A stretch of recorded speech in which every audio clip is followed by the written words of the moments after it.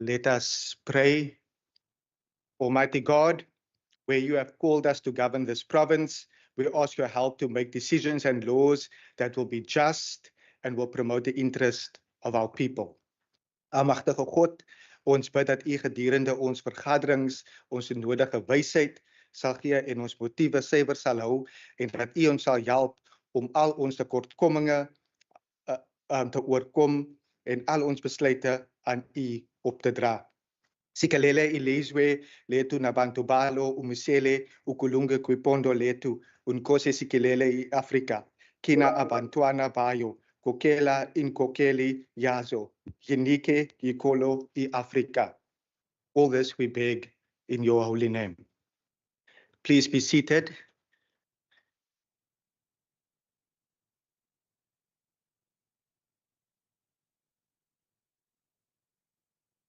Honorable members,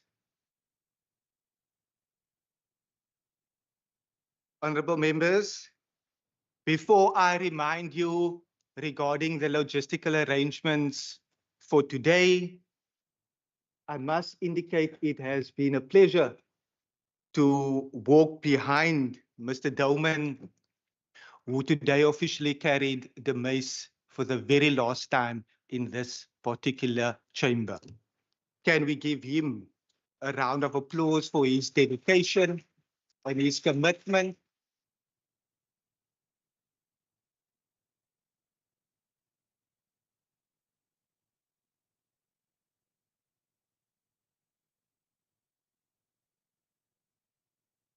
As the Western Cape Provincial Parliament, we are very fortunate to have capable and dedicated officials.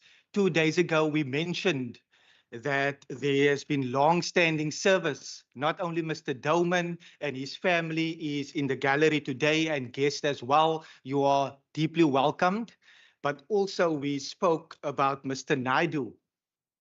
And then there was another person who actually exceeded Mr. Naidu, and he gave me permission to say this, and that is 26 years for Ms.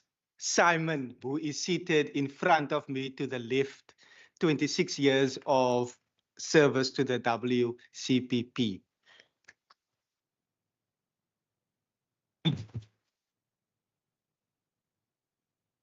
Our officials are also very aware that all the members in this particular house is au fait with the rules. So I will once again indicate that members participating in the chamber, but also online, are fully aware of the amended rules to accommodate hybrid sittings. We will then proceed accordingly, and I will recognize the table staff to read the first order of the day. Debate on vote 10, Infrastructure, Western Cape Adjustment Appropriation Bill. I see the Minister for Infrastructure, Minister Summers. Baie dankie, agbare Deputy Speaker, ons premier, my mede-kollegas in die kabinet, alle lede van die wetgewer, maar ook die gaste, maar ook meneer Douman en sy gesin wat hier verteenwoordig is in die galery, maar ook die gaste wie aanlyn vandag en vanoggend se sessie sal volg. Ek wil begin deur ons Wes-Kaapse Minister van Finansies se aansuiweringsbegroting 2024-2025 te verwelkom, soos vroeër hierdie week op 3 Desember 2024 deur hierdie huis aangeneem is. My kollega minister Baartman se aansuiweringsbegroting word heel gepas genoem, 'n begroting om die storm te weerstaan. En dit is inderdaad akkuraat. Van Suid-Afrika staar inderdaad baie storms in die gesig, letterlik en figuurlik. Maar hierdie aansuiweringsbegroting laat die Wes-Kaapse regering toe om in hierdie onstuimige tyd vas te staan en voort te gaan met die goeie werk waarvoor dit wêreldwyd bekend is. Natuurlik onder die leierskap van ons agbare premier. Dit is my besonderse eer om vandag die Departement van Infrastruktuur vir 2024-2025 aansuiweringsbegroting voor die wetgewer te plaas en vir debat. Deputy Speaker, the Department of Infrastructure's adjustment budget carries a robust increase of 519.9 million rand dedicated to infrastructure development. This adjustment increases the total budget for the 2024-2025 financial year to a substantial 10.8 billion rand. Most notably, Honourable Deputy Speaker, it is our transport infrastructure adjustment, which sees a considerable boost of 571 million rand. This reflects this government's priority of enhancing safety, promoting dignity, and creating jobs through mobility and accessibility for all the citizens of our province. It's also important to note, Deputy Speaker, that between December 2022 and July of this year, our provincial road network sustained significant damage due to adverse weather conditions, and repair to our damage will require significant resources, both in time but ultimately also funding. The damage to our network is estimated at 1.8 billion rand, and we have used internal resources through our road maintenance budget to do in-house repairs, to implement temporary solutions, and to build temporary bypasses. And despite an allocation finally from the national government, we are still well short of just putting back what was there, let alone building back better. We are also grateful for the 350 million rand which we received from Provincial Treasury towards our maintenance efforts earlier this year. Hulle het voet by stuk geplaas, daar geen geld van nasionaal afgekom het nie. And while there are successes, such as the bridge approach, which we repaired in terms of McGregor within 21 days, the MR310 access road to Citrusdal, others are simply just too specialized for our internal resources to handle, such as Clarence Drive and the Seven Passes Road in George. But money is not the only challenge infrastructure faces, Deputy Speaker. I would love to take this time, and it takes time to rebuild the road, and often this would have to be done over multiple years. As is the case with the Provincial Pass, which between the Premier and myself, we get a number of emails every week, the Seven Passes Road, and the Hemel en Aarde Road, because our citizens need to understand how actually roads works.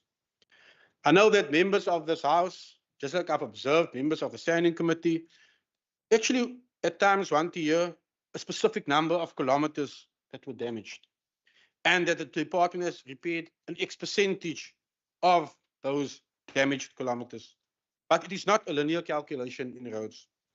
Where a 2-meter section of road has been damaged, that section may have a damaged structure, like a bridge or a culvert, which we saw in Citrusdal, which will take much longer to repair or replace than just resurfacing or reblading a 5-kilometer of road in the same district.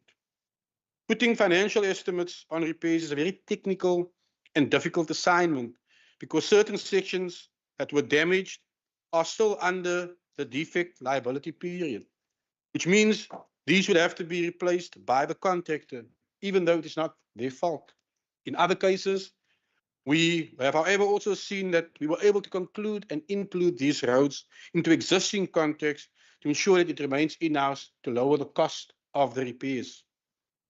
Honourable Deputy Speaker, the old adage goes that one does not paint to clean, but one cleans to paint. I think in our department rings true. In a number of cases, designing the engineering solutions also takes time, because we want to, as far as possible, future-proof our road network infrastructure, or at least build back better.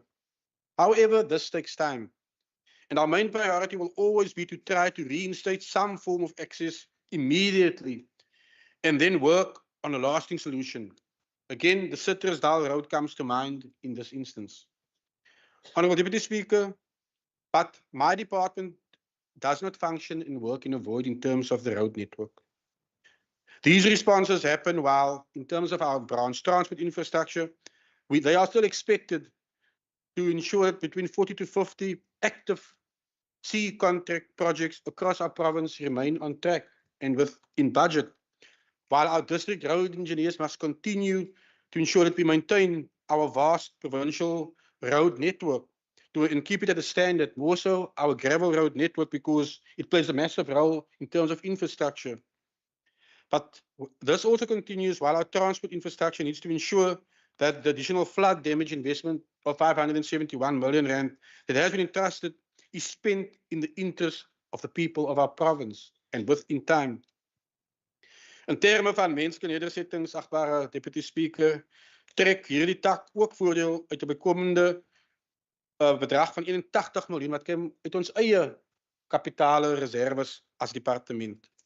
Wat 'n addisionele 3.79% opwaartse aanpassing verteenwoordig om broodnodige behuisingsprojekte reg oor ons provinsie te ondersteun. As deel van ons behuisingspyplyn het ek ook die oordrag van 32 woonstele, alom bekend as La Colline, na die Stellenbosch munisipaliteit ingevolge artikel 15 van die behuisingswet goedgekeur per oordrag. As deel van hierdie oordrag, wat op einde van die dag ook eienaarskap gaan voorsien aan haar inwoners, gaan ons in hierdie aansluitingsbegroting 'n eenmalige bydrae van R6.4 miljoen vir die opgradering en instandhouding van hierdie eenhede ook beskikbaar maak, wat natuurlik binne 60 dae na die publikasie van hierdie bedrag in die Staatskoerant gaan geskied. The Melkwood project in the Issaquah municipality has been developed as an integrated residential development program project, where we seek to provide not just BNG housing opportunities, but first home finance for those that earn between 3,501 to 22,000, as well as service sites focusing on incremental housing, an option which the community requested. And this proposed incremental concept will be to make use in a hybrid format, first home finance amounts to provide not just a service site, but also to enable that the beneficiary themselves can build their own home, that they determine their level of dignity they want to restore. Because at the end of the day, that is our project and our focus in terms of human settlement. But also that the local community takes ownership of these projects with us. Deputy Speaker, the Department of Infrastructure also plays a significant role in assisting municipalities with electricity infrastructure as part of our contribution towards the acceleration of housing delivery. Given the constraints within Eskom, which this house is now horig aangery. We have entered therefore into a memorandum of agreement with Issaquah municipality for the installation of 300 solar geysers at a cost of 10.6 million rand. Now, I'm very pleased that of the 4.5 million rand that was gazetted earlier this year, the first 80 solar geysers were installed within the first 100 days of the current term of office. Therefore, the additional 6.1 million rand, which is earmarked in this adjustment, will also be now to ensure that we accelerate and deliver by the end of March the remaining 300 solar geysers in this specific project. But in terms of electrification of our Railton project, the biggest in the history of Swellendam, currently they do not have sufficient capacity to supply electricity to the houses. Again, because the benchmark is a minimum of 20 amps. So what we are doing to bridge and to ensure that our beneficiaries can actually move into these houses, we have allocated 14.36 million rand to ensure that the bulk electricity upgrades in terms of Swellendam can happen while they wait for Eskom to hopefully one day ensure that it does happen and they are refunded. But there are also other municipalities which will have the same benefit as Swellendam and Issaquah. In the West Coast District, Deputy Speaker, we have made available for Maxikama 1.893 million rand for solar geysers, 4.517 million rand for the municipality of Cedarburg, 5.619 million rand for the municipality of Berg River. In the Cape Winelands, again, we are expanding our acceleration, but also the provision of solar geysers. We have, in terms of Witzenberg, 3.693 million has been provided in this adjustment. 5.137 million rand for Drakensberg and 6.4 million rand for Stellenbosch. And in the Overberg area, 1.742 million has also been made available for Theewaterskloof to accelerate a specific project within their jurisdiction. Achtbare Deputy Speaker, ons aansuiveringsbegroting beklemtoon ook ons verbintenis tot werkskepping. 'n Hoeksteen van die premier se visie in hierdie termyn wat uitvloei die vorige termyne, maar ook gemeenskapsopheffing deur die uitgebreide openbare werkprogram of EPWP soos ons hom alom bekend ken. En daarom het ons 'n addisionele verhoging van R240,000 aangesuiwer vir verdere gemeenskapsgebaseerde programme in kernareas in die Wes-Kaap. Verder gebruik ons ook die aansuiveringsbegroting vir waardelike toekennings soos die vennootskaptoelaag vir die opgradering van informele nedersettings en ons provinsiale paaie instandhoudingstoelaag om kritieke befondsing vir getekende infrastruktuurinisiatiewe te verseker. En ons sal meer hieroor uitbrei in die nuwe jaar. Daarbenewens herbelê ons inkomste van meer as R38 miljoen uit die verkoop van ons eerste behuisingsfinansieringseiendomme vir ons versnellingsprojekte. Hierdie innoverende benadering in ons provinsie wat dit doen, bevorder 'n volhoubare siklus van ontwikkeling wat fondse in staat stel om terug te vloei na inisiatiewe wat ons gemeenskappe sal bevoordeel. Strategiese beleggings word ook gemaak in terme van gesondheidsinfrastruktuur, wat baie prominent is, met R4.7 miljoen wat aan die verpleegkollege gerig is en ook 'n verdere R3.2 miljoen aan die Brackengate fasiliteit onder die Departement van Gesondheid en Welstand. Maar ons landbousektor vind ook baat en ons moet ook ons rol met my kollega hier langs aan my speel. Daarom word daar R269 miljoen toegeken vir grootmaat besproeiingsinfrastruktuur, wat watersekerheid verseker en sodoende een van ons provinsie se belangrikste ekonomiese dryfvere ondersteun. Ons het ons infrastruktuurbegroting verder in lyn gebring om die provinsiale inkomstefonds met R50 miljoen te versterk, tesame met 'n toekenning van R32.2 miljoen om energieverwante inisiatiewe te bevorder. Achtbare Deputy Speaker, to conclude, I'm extremely proud to highlight that in this inaugural financial year, the 2023-24 cycle, our department achieved a clean audit on all levels.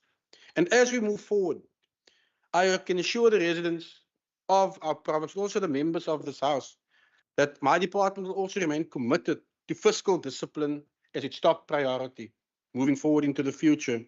And we will continue to carefully manage our resources, ensuring long-term sustainability while delivering exceptional services to all of our people in our province. I therefore table with these details our infrastructure adjustment budget for 2024-25 for the bid, and I look forward to engaging you. Thank you very much. Thank you, Minister. I now see the Honourable Lekker. Thank you, Deputy Speaker. I rise today on behalf of the African National Congress to strongly oppose the adjusted budget presented by the Department of the Infrastructure. This budget is not just numbers on a page, it is a reflection of failed priorities, misplaced commitments, and deliberate choices that continue to fail the poor and the marginalized in our province. The budget for the department increased by 519 million, largely owing to 571 million received from the national government for the Provincial Roads Maintenance Grant for infrastructure reconstruction and rehabilitation after disasters between December 2023 and July 2024. In addition, 38.479 million has been shifted from other votes, including health and social development. However, despite these funds, the department has failed to spend the 160.688 million this year, including the 60 million from the Department of Social Development, which has been surrendered to the Revenue Fund or deferred to future years. Deputy Speaker, this is not a mere oversight. It is a deliberate choice. Conditional grants meant to transform lives, particularly in the housing sector, remain unspent. Funds earmarked for affordable housing and upgrading informal settlement, or rather, squatter camps, are returned to the national government unused. Over 3.8 million intended for human settlement was surrendered, failing to serve its intended purpose. What is more troubling, Deputy Speaker, is the reallocation of funds meant for employee compensation to something termed external capacity. What does this external capacity mean? Why is the state's capacity being systematically undermined to benefit the private sector? This reflects a broader agenda to weaken public institutions, depriving them of the resources they need to deliver essential services to the people who need them most. Speaker, we must ask, how can this be justified? How can a government remain indifferent while millions live in squalor? The truth is that the DA's governance in the Western Cape is not built on commitment to serve all its people. It is a governance of exclusion, ensuring that Black majority in the squatter camps remain trapped in substandard condition. This is no longer an issue of inefficiency. It is a deliberate attack on the dignity of our people. Nowhere is this more evident than in the Tafelberg site controversy, where the Western Cape government has spent millions on litigations to block the use of prime public land for affordable housing, even as it claims to prioritize spatial justice. Hypocrisy is staggering. Deputy Speaker, the Premier, with much fanfare, announced in his State of the Province address in February 20, open and close the inverted commas, the Western Cape is well on its way to becoming the first load-shedding free province in the country. Just under 7 billion in total is being spent over the next 3 years to make the Western Cape energy resilient. While the Premier celebrates these ambitions, millions of rands from the Energy Fund allocated to this department have been quietly redirected to training and development. Is this an admission that the Western Cape has put the cart before the horse in its energy plans? In contrast, Minister Ramokgopa, through his steadfast leadership and coordinated vision, has successfully delivered a load-shedding-free South Africa. The Western Cape could learn from this pragmatic approach rather than relying on hollow announcement and misplaced priorities. Deputy Speaker, this budget epitomizes a failure of priorities that needs the vulnerable, a failure to deliver on promises, and a failure to address entrenched inequalities. Housing is a basic human right, has been severely neglected under the DA's leadership. State South Africa reports that the delivery of dwelling houses below 80 square meter, a cornerstone of affordable housing, has declined dramatically. From an average of 50,000 units delivered annually in 2000, the figures has fallen to less than 10,000 in 2024. This failure is especially glaring in the Western Cape. Under the ANC's governance before 2009, the province consistently delivered 30,000 housing units annually. Since the DA took over, this number has plummeted to less than 10,000. What has changed? The DA has systematically shifted its priorities away from the poor and the marginalized, abandoning those who need government support the most. Deputy Speaker, the systemic failures in housing delivery are rather confronted and further compounded by the rampant extortion crisis in construction projects, causing delays and skyrocketing Kindly costs. conclude, shocking. member. This budget continues the DA legacy of exclusion, neglect, and misplaced priorities. The ANC cannot and will not support this budget. It fails the poor, fails to address housing, and fails to honor the promises of our constitution. I Thank you Deputy so Speaker. much, Honorable Lekker. I see the Honorable Petrus.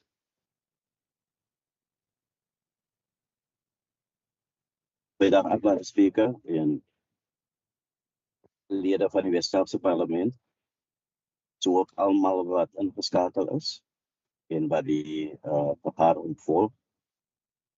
Ek praat namens die Patriotic Alliance. Speaker, die PA ondersteun die uitrol van infrastruktuurprojekte. Dit speel 'n kardinale rol vir investering en ekonomiese groei. Ons doen egter 'n beroep op minister Summers om toe te sien dat munisipaliteite in die provinsie 'n bemagtigings- en ontwikkelingsrol vervul. Veral in kleiner munisipaliteite kan ek op my een hand tel van firmas en kontrakteurs wat alleen hierdie groot projekte kry. Hierdie situasie kan nie so voortgaan nie, Speaker.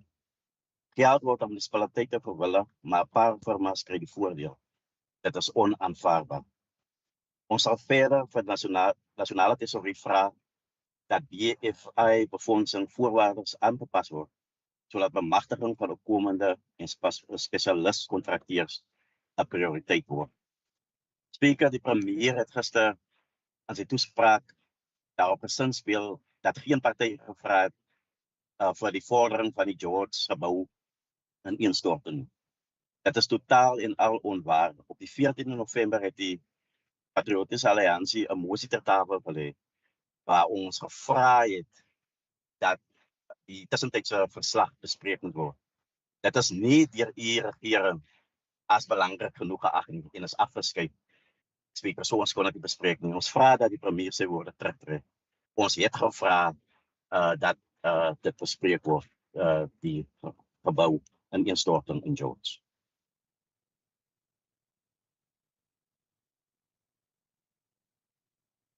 Honorable Petrus, you have concluded.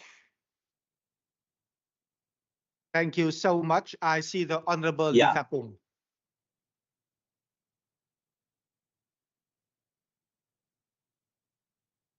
Thank you so much, Deputy Speaker. Greetings to the House at large.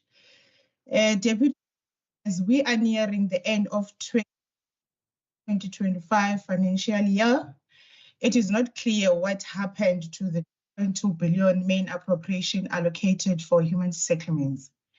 The DA is now asking for the approval of an increase amounting to more than 519 million, which also evaporate into thin air. This is so while the majority of our people continue to reside in the backyard dwelling due to lack of access to housing. Deputy Speaker, the situation is so sad in that those who cannot afford to pay rent, which comes with the backyard dwelling due to poverty and unemployment, are forced to occupy any vacant land they come across, which in turn lead to the establishment of informal settlements. Somlomo, in this entire province, there is no individual who draws pleasure of staying in an informal settlement. Yet, while the government has failed to provide decent housing for these poor people, instead of finding solution for their situation, this government will instead run to court and spend more money on lawyers to try and evict these poor people on the land in which they now occupy. Speaker, this DA government finds pleasure in seeing African people suffering in this province of the Western Cape. And for these above reasons, the economic freedom fighters will not be supporting this vote. I thank you, Deputy Speaker. Thank you so much. Member, I see the Honorable Jacobs. Thank you, Speaker. Speaker, the NCC notes that 1,198 billion in the 2024-25 adjustment budget and the additional 251 million on the Rapid Schools Build program. We also note the rollover of the amount of 27.9 million as indicated in the budget speech. The NCC therefore requests the Department of Infrastructure and the MEC to urgently allocate the needed funding to maintain the existing schools and the old apartheid infrastructure that is now starting to crumble, and it poses a massive threat to our learners. Speaker, the NCC also notes that the Department of Education will embark on the Rapid School Build program, which is a good idea because we need more schools. But how do you build more schools and retrench teachers?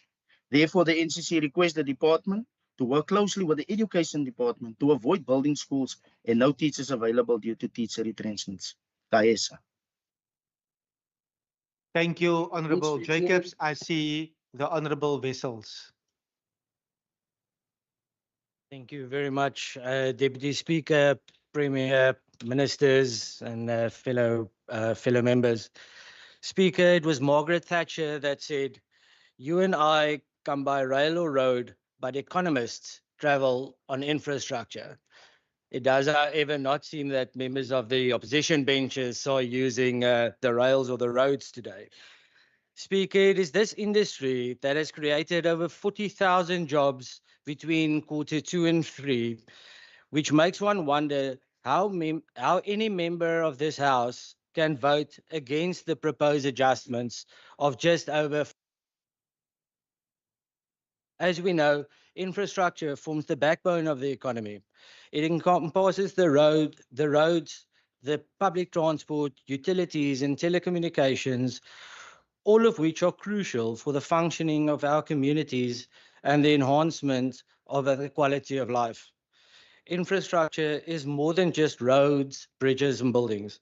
It is the lifeblood of our economy and the veins that connect societies. It fuels innovation, it drives economic growth, it shapes the very fabric of our communities. In the Western Cape, a region known for its landscapes and cultures, the state of the infrastructure is pivotal for the future. It is the key to unlocking the opportunities, enhancing the quality of life, and ensuring that no one is left behind. Speaker, Member Walters yesterday said the adjustments in the police oversight department is breaking down the walls between communities. Speaker, the Department of Infrastructure are building the roads, the bridges, and the houses that these communities will use to create a dignified life with a boost of over 570 million rand, ensuring access to jobs. As we stand at this crucial juncture, it is imperative that we recognize the powerful role of political leadership in shaping our infrastructure landscape. Infrastructure development is not merely an administrative task. It is the profound commitment to the people we serve. It is about investing in our communities. It is about fostering the economic growth, ensuring that every citizen has equal access to the opportunities that our province can provide. But the Western Cape was very clear in its objective, creating an infrastructure-led based economy. And a simple Google search is proving the DA difference. Let's take a look. The best part of South Africa to live in, Cape Town. Which province is the fastest growing province in South Africa? The Western Cape. Which province is the fastest growing economy in South Africa? The Western Cape. Which city in SA is considered the most beautiful? Cape Town. Speaker, the list goes on, but the most profound one is most probably, which province is better in South Africa? The answer is telling. The Western Cape is by far the most thriving province in South Africa. I didn't say that. That's a Google search. Speaker, the Minister of Finance summed it up. Doing more with less for more people. On Tuesday, Member Nkundlu mentioned this problem is man-made. I echo that sentiment because while the department welcomes the increased allocations, it is really the breaking of the South African economy over the last 30 years that created this scenario. Let's quickly unpack what the official opposition voted against thus far. Against the increased maintenance and facilities for social development, against the protection measures in police oversight, and against facilities or more facilities for our youth in sports, arts, and culture. The irony is not lost upon me. I'm almost identical to residents of the Western Cape that voted against the ANC manifesto in May this year. Speaker, in closing, as the curtain closes on this year, I would like to thank Minister Simmers and the department for their unwavering commitment to the residents of the Western Cape. I would like to thank them for building on the journey where businesses thrive because they are connected to the markets they serve. Where every community, no matter how remote, has access to the essential services they need to flourish. I would like to thank the fellow members of my standing committee, ensuring that we answer to the residents of the Western Cape, and that the vision of the Western Cape, where infrastructure serves as the bridge of opportunity and prosperity for all, is not only policies, but actions. Thank you very much. Dankie. Ek sien nou die minister. Agbare Deputy Speaker, baie dankie en dankie ook vir elke lid se insitte. I'll be first go to Member Lekker, who says failed commitments. And I actually need to remind the honourable member, the party that stands for failed commitments is not a party in government in this province, the last time I checked. But what is failed commitments? And why am I referring to your party through you, Deputy Speaker, as a party of failed commitments? In this budget year and the previous budget year, midway through both budget years, in terms of human settlements, because you refer to human settlements specific, the Human Settlements Development Grant and the Informal Settlement Upgrade Grant was cut and reduced without consultation with any province. That is the failing of your ANC national government. So wat is van my kom sê van failed commitments nie. Deputy Speaker, again, the honourable member speaks of informal settlements. She speaks of failures of commitments to communities. Again, a cornerstone of my department's focus is partnership. But the most crucial partner is the community themselves, the legitimate community. Let me rephrase the word community for me. As the three spheres of government, we have a role to play. As the community, they have a very crucial role to play. But many a times, the very community which we seek to empower in its quality of life, we seek to improve, are the very same community who actually allows rogues within that very same community to stop infrastructure projects. It's not us, it's those community members. Then you have another component of partnership. NPOs, NGOs, faith-based organizations who do actively want to play their part. But the criminal elements within the very same communities are overpowering these sectors. So who is failing and whose failed commitments are we talking about? It's the failure of your ANC national government. And then we also have the business sector. Honourable Deputy Speaker, partnerships needs all of us and all of these that I've mentioned to actually work together. The Honourable Member Lekker focuses on energy. I wonder if the member actually read the annual report. I wonder if the member is actually aware that Hesekwa Municipality, Riversdale to be precise, the Energy Council approved that site for development, that they've gone through the processes, that procurement has been concluded, that construction is commencing as we speak. Meneer, die lid lees nie haar annual report nie. Because why? Failed commitments make you tone deaf as well. Honourable Member Petrus, ek stem saam met u oor die behoefte vir bemagtiging. Maar ons moet ook verstaan, 'n graad 2 kontrakteur kan nie 'n graad 9 kontrakteur se werk doen nie. Maar deur ons departement is daar verskeie programme om opkomende individue in ons sektor nie net te bemagtig nie, maar om hulle ook te bevorder. And that's why we are the only province that has an empowerment impact assessment tool to measure the impact of our investment across all of our portfolio in terms of our projects. Dit sal ja pas die lid dalk vra deur die staande komitee, Deputy Speaker, dat ons weer daaroor kom verduidelik.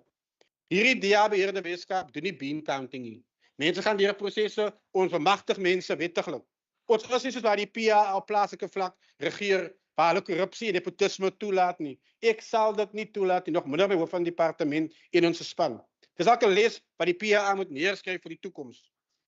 In terms of the EFF, member, again, ek weet nie hoe moet ek reageer nie, want there's an annual report, it outlines everything we've done. So how could you not say how we've spent over 2 billion in terms of human settlements? Perhaps it would help, instead of being virtual, you actually attend staff physically to read through those documents. Honourable Member Jacobs, just a clarity, the Rapid Build School program is a WCED program. We do play a different role in terms of supporting our sister department, and we do wish them well and see the successes of their program as well. To our standing committee chairperson, indeed, infrastructure is a lot more than roads, brick and mortar. We bring communities together, we play an economic role, we bring different sectors together. And I think your input has actually highlighted that, and I do want to thank you.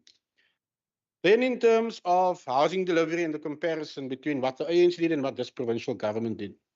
When the DA took government in 2009, Deputy Speaker, because the ANC were chasing beans, they were chasing numbers, but not focusing on improving the quality of our people's lives, actually, but numbers. The thousands of units that had to be rebuilt across this province since 2009. And I did say this in the previous term of office. Tokyo Sekwale, when he was the National Minister of Human Settlements, tabled a report at the National Parliament stating that the cost of repairing poorly constructed houses was in excess of almost 2 billion rand. That was just for our province. But meer kon ons nie gedoen het nie. So op maar nou vergelykings tref. Jy kan nie appels en pere vergelyk nie. Jy kan nie kwantiteit met kwaliteit vergelyk nie. Then in terms of the Tafelberg site, again, let me tell you, honourable members of this house, As the DA, we fight for our people, our elderly, our persons with disability, those people who respect the rule of law. And we will not see to it that people who do not want to be law abiding invade our infrastructure so that they can benefit themselves and not be willing to wait in the queue. And we will fight the fight. But once these organizations lose the court cases, they must accept the outcome instead of appealing. So do not blame this provincial department or this provincial government or our premier. The ANC must stop using their proxies to fight these battles to prevent our poor from getting a better quality of life. Honorable Deputy Chair, as I conclude, order members, I'm seeing members even pointing on my left-hand side. Member, I'm seeing members are even pointing. The running commentary and the shouting is disrupting. Deputy Speaker, as die skoen jou pas en trek jy dit aan en as die sout seer maak aan die wonde, werklike wonde en dis wat ons aan daai kant van die huis sien. Ter afsluiting, Deputy Speaker, ek wil net vir die staande komitee voorsitter en staande komiteelede baie dankie sê vir hulle proaktiewe rol en oorsig. Ek weet hierdie is 'n dinamiese groot portefeulje en ek wil baie bedank vir u oorsig. Ek wil my hoof van departement, ons DDG's, maar ook die hele span van die departement baie dankie sê. Ons kom deur 'n baie moeilike jaar. Ons het aanpassings gemaak het, maar ek glo ons het dit suksesvol gedoen en dit spreek deur die aansuiveringsbegroting wat ek ter tafel gestel het. Maar dan wil ek ook vir my eie kantoor baie dankie sê. Want daar was massiewe aanpassings van die 6de termyn tot die 7de termyn vir baie van hulle. En ek wil daarom my hoof van departement Kamer Hartnik baie geluk sê op haar aanstellingshoof van departement, maar ook baie sterkte want dit is 'n massiewe aanpassing, maar ook die res van die span by my ministerie. Want saam kan ons verseker dat ons vorentoe kan werk en elke minister het 'n suksesvolle ondersteunende span wat agter hom staan. En dis loop ook vir my kantoorspan onder leiding van Kamer Hartnik baie dankie sê. But I do want to say, Honorable Deputy Speaker, to this House, my department and I and my ministry are committed, actually dedicated for the task which the Premier has set upon my path. But now it's upon this members of this House to ensure that they actually support this vote. Because what we seek to do in this adjustment will ultimately lead us toward the main budget next year. Moet nie teen ons wees nie, wees saam met ons. Loop saam met ons die pad om saam vir ons mense regering vir almal te wees. Hou op kniehalters en teen die enkelskop. Baie dankie.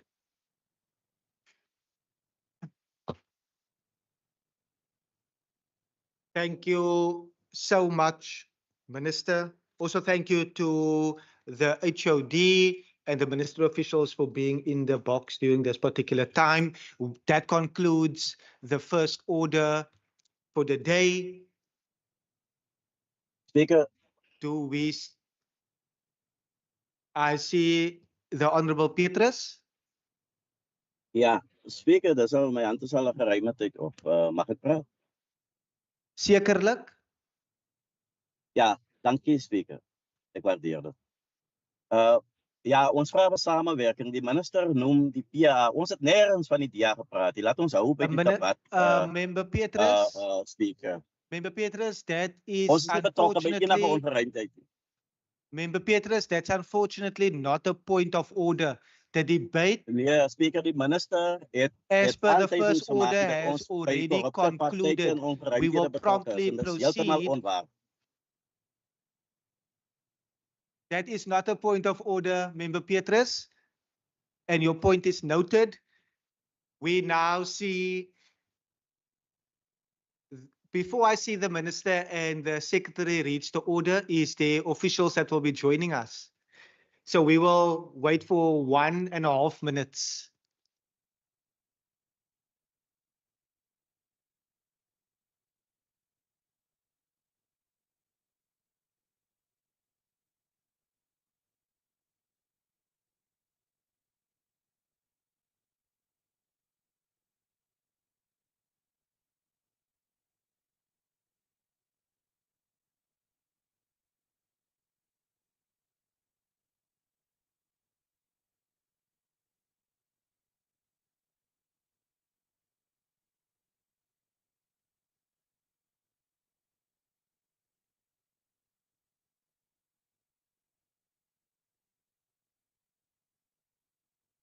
Members, we will proceed as we are awaiting officials from the Department of Health and Wellness, but they will be able to join us during the proceedings. I see the secretary.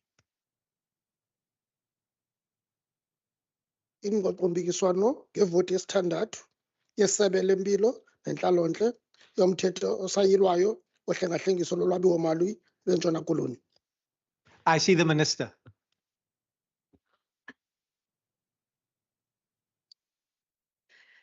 Thank you very much, Deputy Speaker, to members of the Provincial Parliament, esteemed guests, and people of the Western Cape. It's an honour to present the 2024-25 adjustment budget for Vote 6, Health and Wellness. This budget is more than a financial document. It is a lifeline to a healthcare system and testament to our unwavering commitment to delivering equitable, quality healthcare and services to the people of this province. The additional appropriation of 197.7 million rand to the department provides the fiscal space for urgent and strategic interventions to stabilise and protect a system under immense strain. The challenges before us are severe and demand immediate attention. For years, the demand for healthcare services in South Africa has exceeded the resources available. This House is well appraised of the dire effects of the 23-24 financial year when the national government failed to fully fund the wage agreement. This left the Western Cape government with an unforeseen and significant budget shortfall across departments. Compounding the situation was the austerity measures implemented by national government over the next 3 financial years and which has affected all provinces deeply. This, coupled with medical inflation, which outpaces ordinary inflation, and without the requisite budget increases, has put significant pressure on our goods and services budget and putting essential items such as medicine, medical supply, and laboratory services at risk.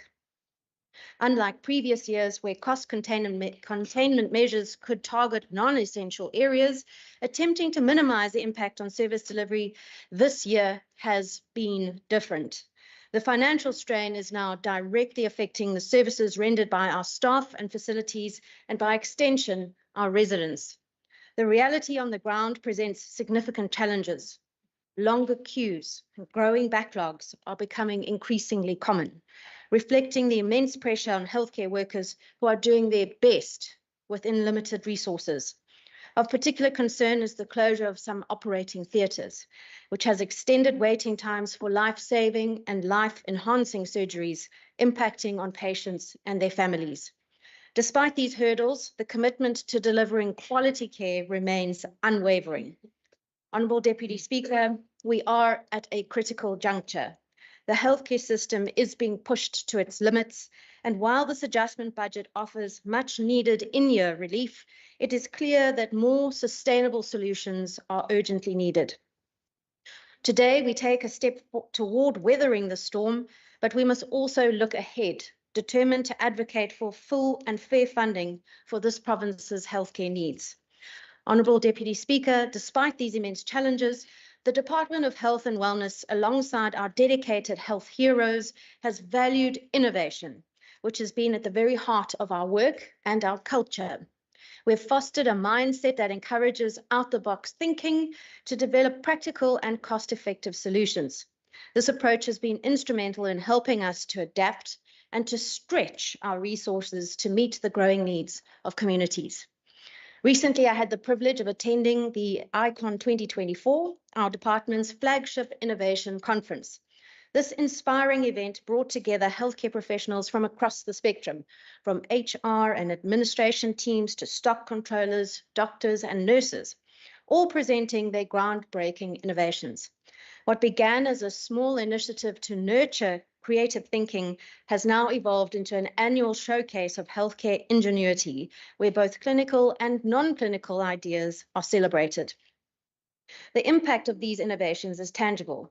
They've not only improved healthcare outcomes, but also enhanced efficiency in our system, allowing us to better serve the people of the Western Cape. These solutions demonstrate how, even within tight financial constraints, we can find ways to deliver more with less. Recently, at the 2024 Batupele and Innovation Awards, the Western Cape shone as a government that not only encourages innovation, but implements it to the benefit of our residents.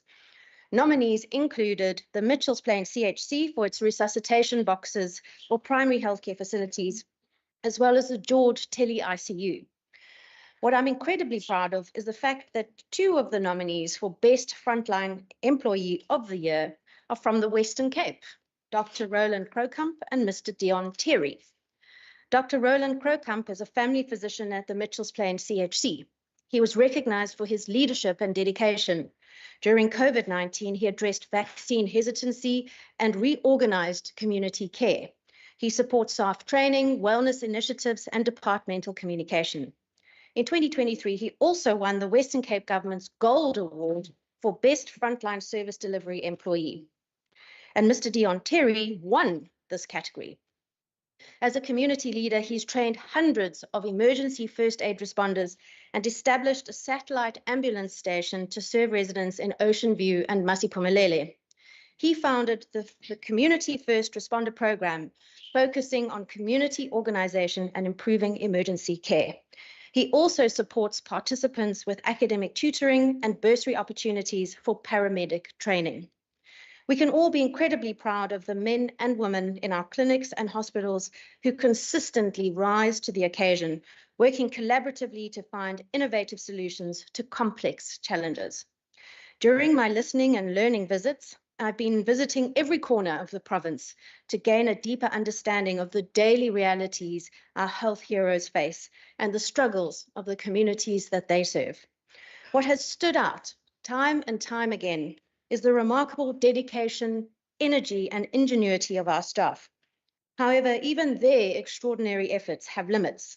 It's clear that without sufficient financial resources, the demand for healthcare cannot be sustainably met.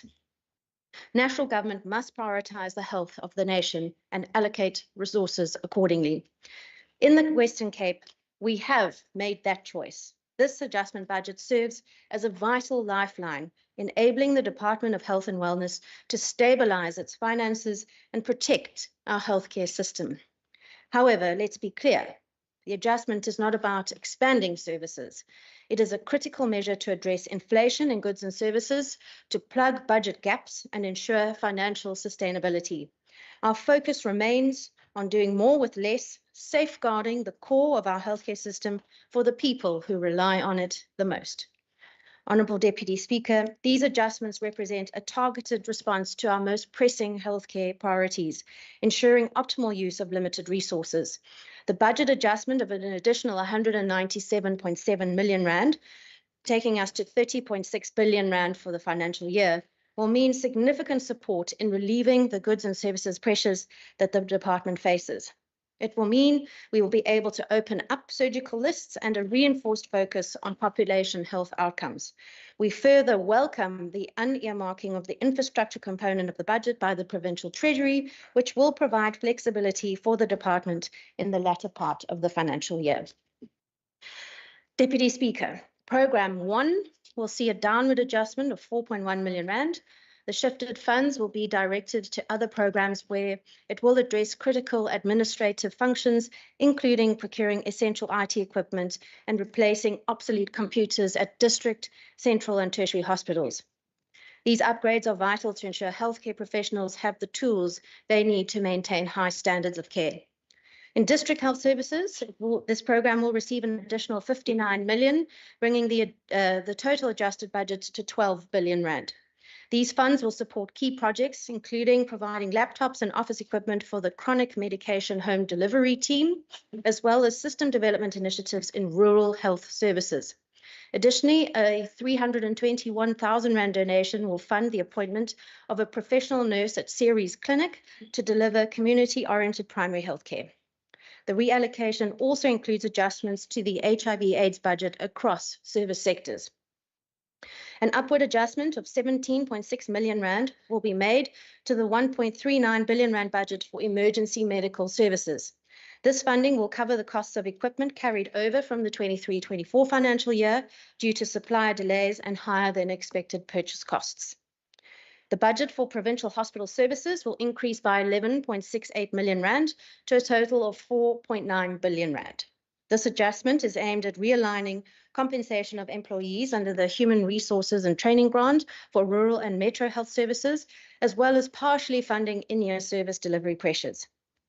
As the backbone of the tertiary healthcare system, central hospital services will receive a critical funding boost of 118.8 million rand. This funding will alleviate service delivery pressures and enable the procurement of essential medical equipment at Tygerberg, Grooteskied and Red Cross War Memorial Children's Hospitals. Within Programme 6, Health Sciences and Training, shifts have been made to pay the skills levy to the Sector Education and Training Authority, SETA. Additionally, 3 million rand will be allocated to the Western Cape College of Nursing to support increased operational costs associated with new programs and additional students. However, an overall decrease of 1.7 million rand will result from shifting 4.7 million rand to Vote 10 infrastructure, and this is to extend the lease for the student residents at the Southern Cape Karoo Nursing Campus. Although overall funding for the Healthcare Support Services Programme remains unchanged, internal shifts within the programme will fund increased tariffs and replace old equipment and machinery in workshops and maintenance hubs. In Programme 8, Health Facilities Management, we will realign 10 million rand earmarked for the installation of solar PV systems in provincial health buildings to the 25-26 financial year, aligning it with procurement and installation timelines. Meanwhile, an additional 6.5 million rand from the Health Facility Revitalisation Grant will fund the reconstruction and rehabilitation of infrastructure that was damaged by floods and storm surges between December 2023 and July 2024. These adjustments ensure that critical areas of the healthcare system receive the resources needed to maintain and improve service delivery, even within a constrained fiscal environment. In this financial year, we will be commissioning numerous health technology projects, such as new and much needed CT scanners for Grooteskied, Khayelitsha, Mitchells Plain and Karl Bremer hospitals, and a cardiology imaging system for Tygerberg Hospital. Honourable Deputy Speaker, our ability to appoint staff has slowed due to new regulations from the Department of Public Service and Administration. DPSA Circular 49 of 2023 introduced stricter controls for filling of posts. This has increased administrative burdens and delays, which are impractical for large service delivery departments such as health. This was coupled with an unexpected spike in resignations between July and September, making the recruitment process cumbersome and the filling of posts slow. As we navigate the process of filling these posts as quickly as we can, any additional resources have been allocated to priority areas to maintain uninterrupted service delivery. We are in active discussions with the DPSA to advocate for practical solutions, looking at perhaps certain exemptions for large service delivery departments such as health. This adjustment budget helps to weather the storm of this year. However, Deputy Speaker, over the medium term, the Department of Health and Wellness will need stability for its budget baseline over the 2025 MTEF if we are to meet growing healthcare demands and deliver quality services. Stability and certainty in our baseline are essential for effective planning. In conclusion, Deputy Speaker, I extend my gratitude to the Department under the excellent stewardship of Dr. Keith Clutty. I'd also like to thank Dr. Karim, Mr. Kay and Ms. Nkosi. Thank you very much for your steady leadership. Hippocrates, to whom the Hippocratic Oath is attributed, and which is the foundational articulation of medical ethics, and which continues to inform and guide medical practice today, once said, "Wherever the art of medicine is loved, there is also a love of humanity." Speaker, in all my listening and learning visits crisscrossing this province, I've been struck by the dedication, compassion, and love of humanity of the many men and women that make up this department. I'd also like to thank my own team for always giving each day their very best and their commitment to serving the people of the Western Cape.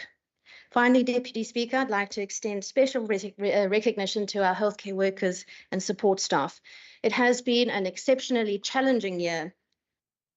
And as we approach the festive season, which is traditionally a time of increased pressure, especially in our emergency centres, and on our medical service teams, they will once again be on the front lines. To all of them, I say thank you. Thank you for your resilience, your tenacity and compassion You are the foundation of the healthcare system, and your dedication does not go unnoticed. Deputy Speaker, I look forward to the debate. Thank you. Thank you, Minister. I see the Honourable Windvogel.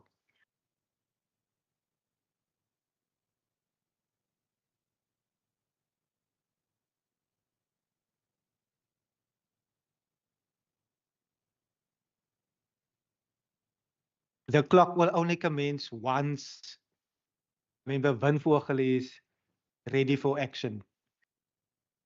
You may proceed, Member. Honourable Deputy Speaker, today I rise on behalf of the African National Congress to reject the proposed adjustment budget for the Department of Health and Wellness. The anti-poor budget fails the people of our province, especially the poor and the vulnerable who rely on public health care for their survival. It does nothing to address the systematic challenges in our healthcare system and instead worsen the crisis. We welcome the fact that the MEC admits that there is a lot of challenges in her department. Speaker, allow me to illustrate the impact of this failing budget with the story of Ansara from the deep rural areas. Every week, Ansara walks for kilometers to the nearest clinic, only to find herself in an endless queue. Exhausted but hopeful, she waits the entire day, only to be told there are no doctors or medication available and that she must come again. This heartbreaking reality is the life experience of many South Africans, and it's made worse by budgets like this one, which neglect the most critical aspects of our public health system. The DA government are not realizing that the game they are playing involves the lives of our people. Speaker, let us examine the budget. While the department boasts of 197 million increase, the details reveal a troubling picture.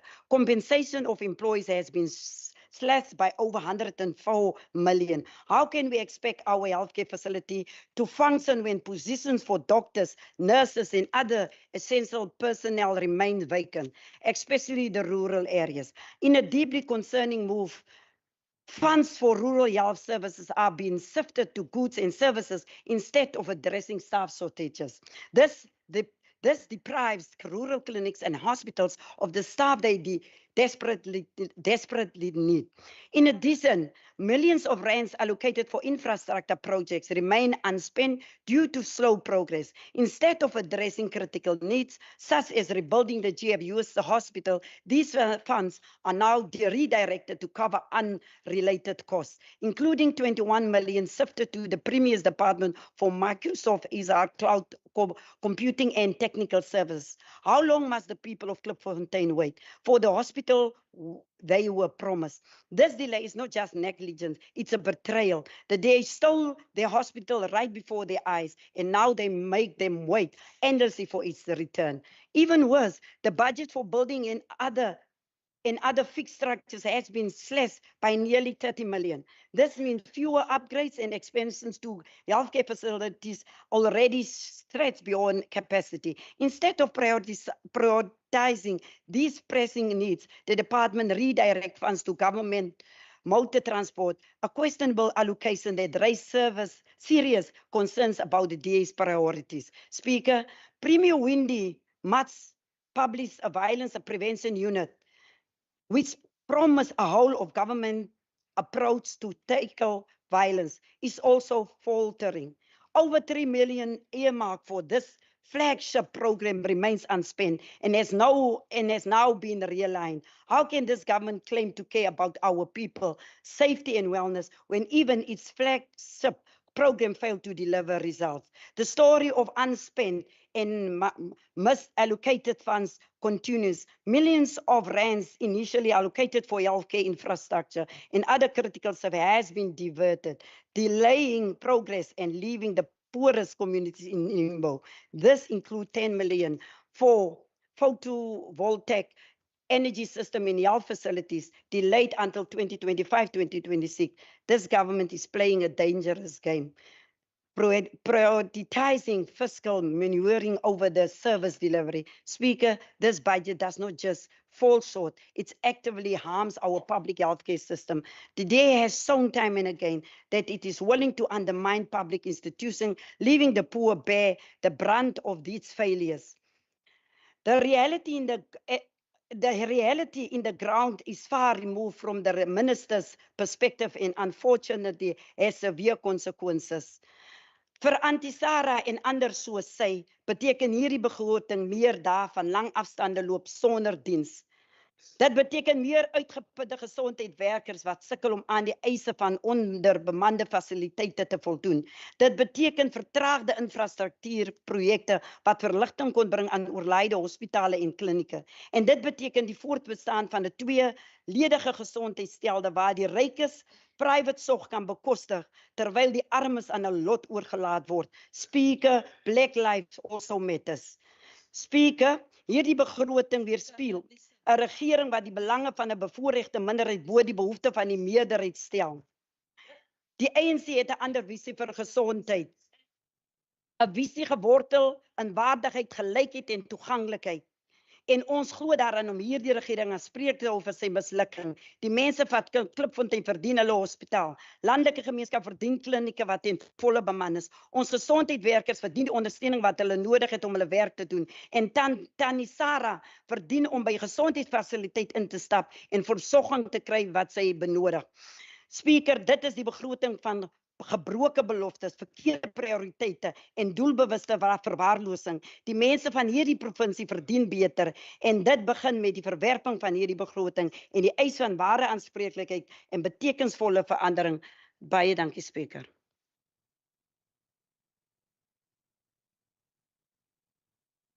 Baie dankie, Member Winvogel. I see the Honourable Stevens.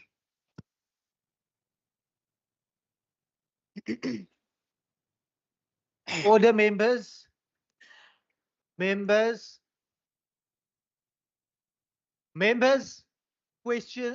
Conversations across the floor is definitely not allowed. Dr. Karim, Dr. Kluti, and Mr. K bring a calming presence to this particular chamber, and I trust that that will be maintained. We now see the Honourable Stevens. Thank you, Honourable Deputy Speaker. The budget adjustment on health was 100 and... Please take a seat, Member Stevens. Members, I wouldn't want to stop the proceedings, and especially considering that certain members are allocated X amount of time. So on a 2-minute input, I would not want to ever stop Member Stevens. Can we please respect the decorum of the House? Member Stevens. Thank you, Honourable Deputy Speaker. The budget adjustment on health was 197 million, of which the biggest portion was to Central Hospital Services. While this was given to Central Hospital Services, our ambulance service throughout the Western Cape is under severe pressure due to financial strain. In the Garden Route, during my oversight visits, only 3 ambulances were available, and patients have to wait up to 2 to 3 days for ambulance services. More funds should be made available to day hospitals in critical areas such as mental health services, particularly in rural and underserviced areas. While the government claims to have integrated mental health services, in reality, many individuals still face barriers to accessing these services. There is a lack in mobile services to these rural areas as limited facilities and professionals are unavailable. I also want to make an example of a young woman named Kashni Alexander. She was in an accident a week ago, taken to the Kraaifontein Day Hospital with no physical wounds. No x-rays or examinations took place due to no qualified staff on duty or standby to do x-rays, and she was discharged. 48 hours later, she was rushed to Tygerberg Hospital and sadly succumbed to internal bleeding. She was only 21 years old.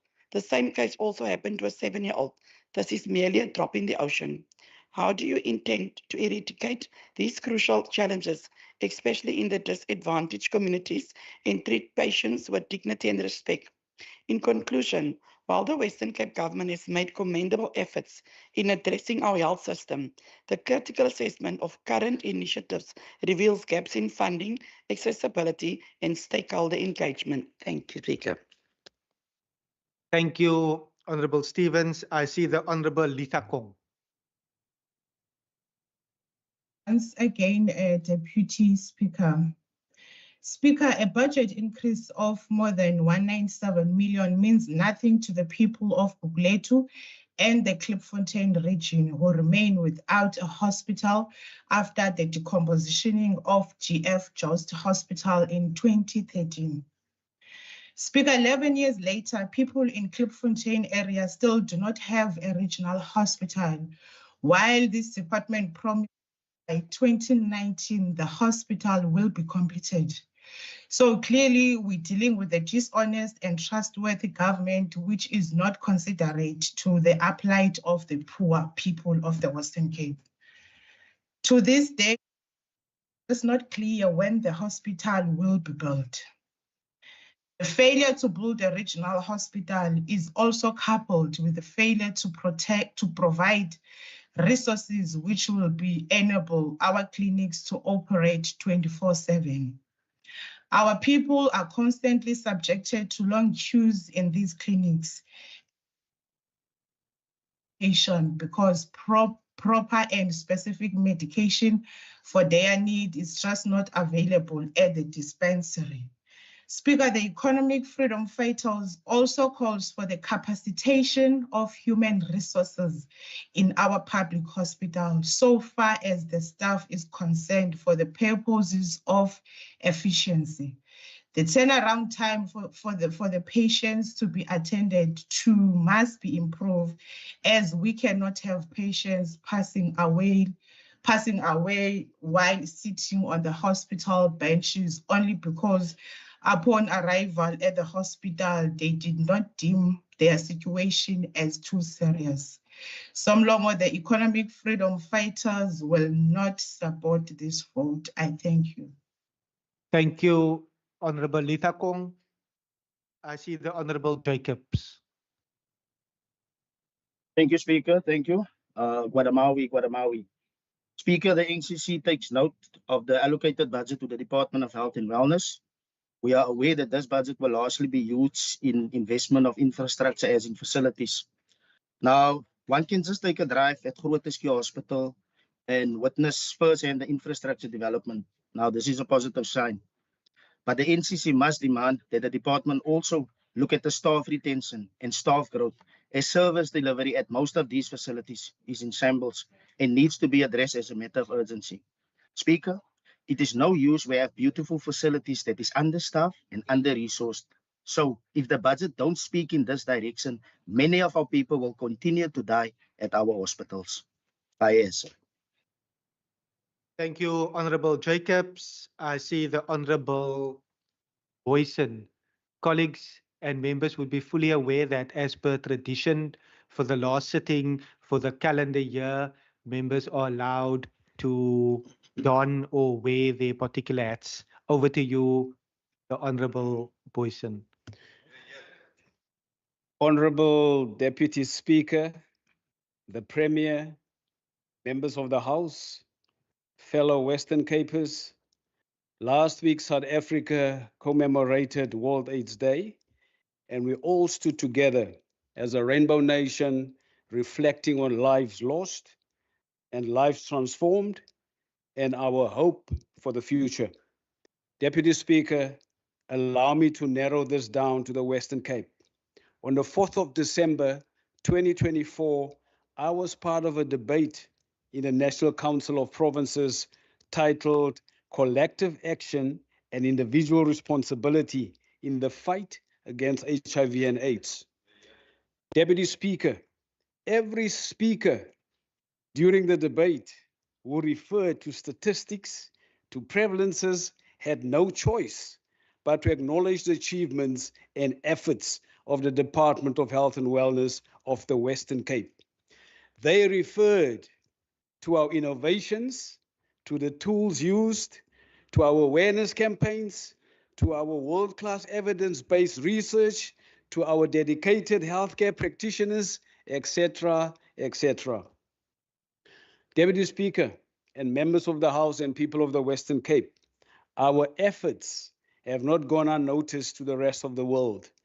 At the 8th Global Symposium on Health Systems Research held in Nagasaki, Japan, Dr. Keith Cloete received world recognition for his contributions in the medical fields. Deputy Speaker and members of the House, my personal interactions and engagements with Dr. Cloete was during the brutal days of COVID-19. Dr. Cloete, I know that you know that that recognition is a team effort. Mr. Speaker, I also want to thank the Premier. I want to thank the predecessor of this Department of Health, Professor Mbombo. I want to thank Dr. Cloete and his team and all frontline workers for their bravery and leadership during COVID-19 and to date. Mr. Speaker, I know that the members might ask, why am I going back in time? Let me tell them. Mr. Speaker, whilst other provinces were planning on how to corrupt the PPE system and how to steal funds, the Premier of this province, Ellen Wendy, gathered all the district mayors under one roof, regardless of political affiliation and stakeholders, when he set up extended cabinet meetings. Dr. Meyer took it a step further. He engaged all different religious fraternities in the province to not just pray, but to assist in the rollout of whatever tools and whatever food during lockdowns. Mr. Speaker, the Western Cape to this day is enjoying the fruits of the above efforts, while the rest of the country are still reeling under the brunt of the PPE corruption. Today, Mr. Speaker, not even the NCOP can politicize the achievements of the Western Cape and this Department of Health and Wellness. Mr. Wenger, bravo to you and your ministry. Continue to carry the flame of hope. The innovations of this department is not just a display of intelligence, but it's life-saving. We're all aware of the robotics at Tygerberg Hospital, and we're all aware of Georgie in George. Speaker, this province, this department is not without challenges. These challenges include finances, the lack thereof. This department is faced with infrastructural constraints. Some of the buildings, some of the facilities does not belong to us, and that limit our efforts in what we intend doing with those facilities. There are human resource complexities. People resign for greener pastures. Some people retire, and the challenge, which generally the opposition don't take it into account, it takes 6 to 9 months to replace any vacancy. And the question is why? Let me tell the member why. It is because DPSA need to review their processes on how we replace staff. There will also, Mr. Speaker, there will also be the brunt faced by communities. There will always be queues at a hospital. There will always be queues at a clinic. Our aim is to get patients through those lines as quickly as possible, knowing that every 10 minutes would feel like an hour to those who seek treatment. Deputy Speaker, let me come to the task at hand, which is to approve Vote 6 under very difficult circumstances. I am not going to bore the members by going through this blue book page by page, because they've all received it. But Deputy Speaker, what I will do is to convey our gratitude as a standing committee of health and wellness to Minister Baartman. Minister Baartman, thank you very much for the increase of 197M 750K. That is Greek to the opposition. This will go a very long way in a department which is known for endless clean audits. Now I know even the AG is in awe of what is happening in this department. It is not just in the Western Cape, it is not just in South Africa, it is not even in the African continent that other departments can achieve what this department has achieved. But I now know what the next question is going to be. When you relate and when you refer to clean audits, the opposition will always say people are not working and people are hungry. But Minister Bradell will always remind us that where there are clean audits, more people have food on the table. Where there is mismanagement, more people have no food on the table and more people have no jobs. Mr. Speaker, for the benefit of those who have never experienced being in an outright majority, let me tell them it is easier to be in opposition, because when you're in opposition, you can criticize until the cows come home. When you're in opposition, you can shoot the messenger as they're shooting us during these debates. Mr. Deputy Speaker, when you're in opposition, you can distort the facts and you can create a negative narrative. But let me tell you, also what has happened here today, when you're in opposition, you can commit plagiarism. The anti-SARA issue belongs to nobody else but to Professor Nombombo.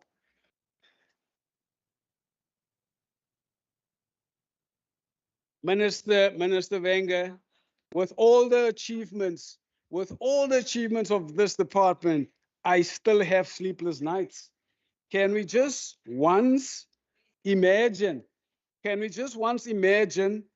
for any or the slightest deviation that might be picked up in this department that would affect any clean audit going forward?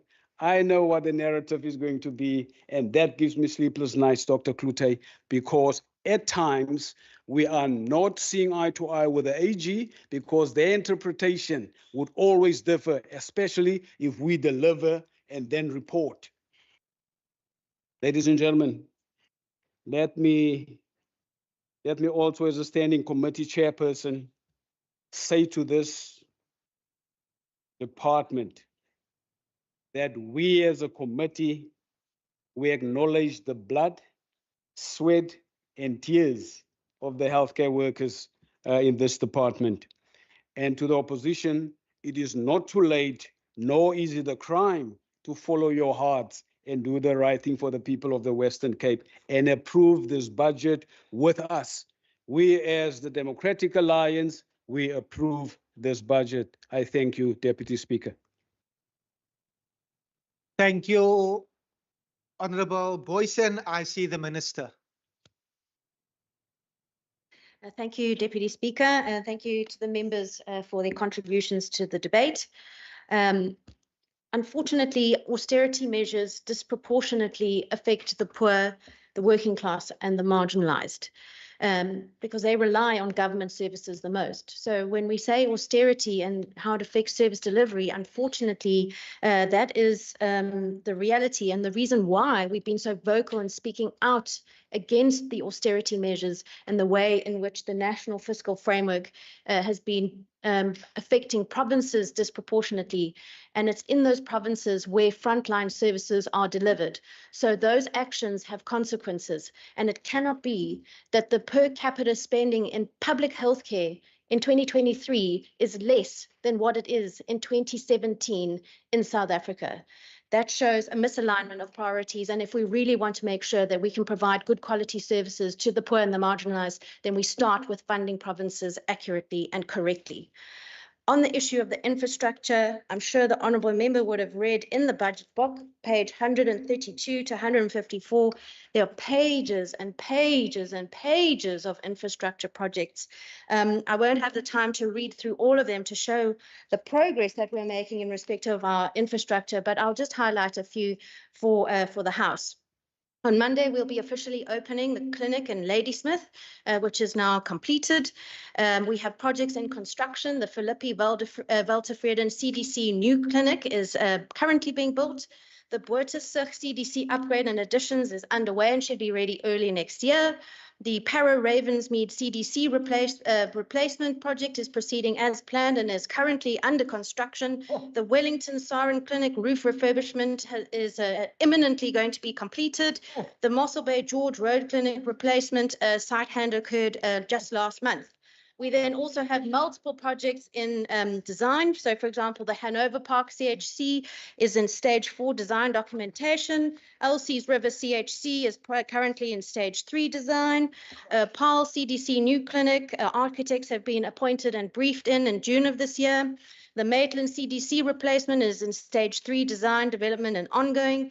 The Deersville clinic replacement, a tender was awarded in August. The Vredenburg CDC new facilities in stage 2 concept design and is progressing. The Khayelitsha Nolungile CDC rehabilitation stage 4 is underway, and construction will continue in 2026. So there's just a few of them, but there's many, many more over pages and pages and pages and pages in the budget. So then a few members raised the issue of the regional hospital. Order, members. On the regional hospital, we are moving ahead steadily with our planning for construction of not one, but 2 massive regional hospitals, Belhar and Klipfontein. These mega multi-billion rand hospital projects are well in their cycle, and we did present this information to the Standing Committee not too long ago. The problem, as I mentioned earlier, with the underfunding of provinces is that it affects all provinces. And we're starting to see what that means elsewhere as well. So, for example, in Gauteng, in a report released just last week, the Gauteng Provincial Health Department is staring down a 4.8 billion rand shortfall in year. Medical supplies are now refusing to supply the department with equipment and essentials because of non-payment. In June of last year, the Eastern Cape government owed 4 billion rand to suppliers for medicine and oxygen and anesthetic. And we see many stockouts elsewhere. So it shows that this is a problem across Member the Van Vogel, you are shouting.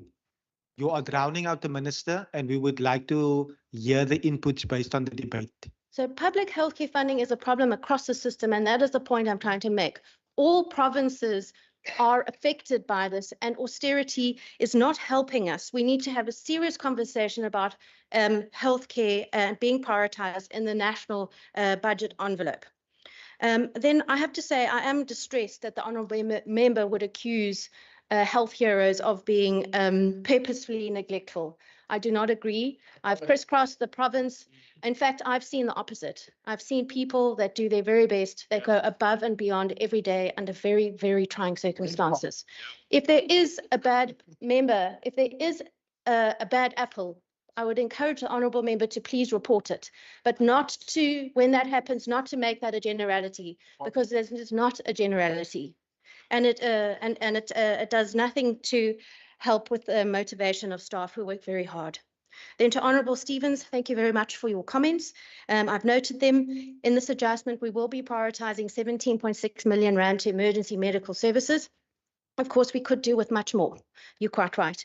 So we're looking at other ways of providing care. So just this week, the EMS services have put together a cohort of motorbikes with a trained medical professional with life-saving equipment on the motorbikes, so they're able to be that first point of contact quicker, because sometimes the ambulances, and especially when there's a lot of peak hour, for example, and they can't get to the patient quick enough, we can now use motorbikes. So we're looking at very Minister, are you able to take your seat?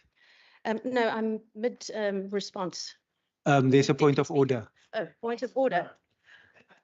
It's out You of have a order. point of order. The MEC cannot refuse the deputy speaker to say, no, I can't take my seat. I would like to ask a question. Is the MEC willing to take a question, Speaker? Deputy Minister, are you willing to take it? The minister replied, she is not. You may proceed, Minister. Thank you. And then to Honourable Jacobs, thank you also very much for your comments. We are prioritizing filling posts as quickly as we can. Already said, the minister indicated no. Then finally to Honourable Boyson, thank you very much for your comments and the notes you made in the debate. Thank you very much for your leadership in the Standing Committee. I'd also like to thank the members of the Standing Committee for the oversight role that they play and for their constructive engagement with the department. Then in conclusion, I'd also like to thank my predecessor, Honourable Mbombo, for her hard work that she's put in over many years in the Department of Health and Wellness. And finally, I'd like to wish members a very safe festive season. I ask you all to please be responsible and be vigilant, especially if you are with or celebrating with children, and especially if it's near any bodies of water. Thank you very much. Thank you. Members, that concludes the debate. Also, thank you to the officials that attended and were seated in the box. Before I note the secretary to read the next order, during this particular debate, a number of civil society and visitors also entered the gallery. So please feel welcome as you attend today's debate sittings. I now see the secretary. Debate on vote 5, Education Western Cape Adjustments Appropriation Bill. I see the minister. Thank you, Deputy Speaker. This has been a particularly challenging year for the Western Cape Education Department. And this has been an incredibly difficult time for our teachers, for our principals, for our schools, for our parents, and of course for our learners. But despite this, we continue to draw inspiration and hope from our education system. At last week's National Education Excellence Awards, Hoër Macy School Bloemhof in Stellenbosch was announced as the best quintile 5 school in our country. Renish Girls High School, also in Stellenbosch, was awarded 3rd place in the same category. And Isal Atisu Primary School in Mossel Bay received an award as one of the schools with the best kept and maintained school grounds in our country. And at the National Batupele Innovation Awards, one of our Overberg Education District officials, Johan Clark, received 2 awards for his Learner Transport Scheme app. And our Rapid School Build team received the Bronze Awards for the outstanding work that they have done building beautiful schools, serving poor communities faster than ever before here in our province. The continued pursuit of excellence by these schools and officials brings hope and I think inspiration to the Western Cape. Honourable members may also be aware that the 2023 Trends in International Mathematics and Science Survey results were released this week, which indicated that the Western Cape achieved the top scores for mathematics and science in grade 5 and in grade 9. But of course, there is still more work to be done so that we reach higher international benchmark scores. It's not merely a case of reversing the losses from the COVID-19 pandemic. It's also about improving scores beyond what there were before the pandemic started. Shifting the needle on these international assessments, as well as our own annual systemic tests, takes a substantial investment in quality education here in the Western Cape. Deputy Speaker, we cannot say that a child is receiving quality education if there are too many learners in a class, if there are too few teachers in a school, and if there are too few schools in our province. That is why we set out a bold new direction for education in our budget speech last year, to improve learning outcomes, to expand access to education, and to support learners with special education needs. We announced that the education budget had become the largest in the provincial government and the largest budget we had ever allocated to education in the Western Cape. We announced the creation of the Back on Track program to provide academic support to 18,000 learners and 6,200 teachers to reverse the learning losses caused by the COVID-19 pandemic. We announced that we would build 21 schools in 1 year through our innovative Rapid School Build program to rapidly expand access to education. And we announced that an additional allocation of 135 million rand would be made to build new special schools and classrooms, as well as provide additional support for learners with autism and learners with profound intellectual disabilities. But by the middle of the year, we began to hear that something was seriously wrong and that national government was in trouble.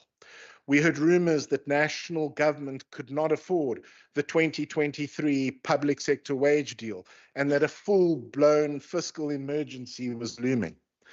And once the National Minister of Finance announced the midterm budget on the 1st of November 2023, the sheer scale of the national fiscal emergency hit us.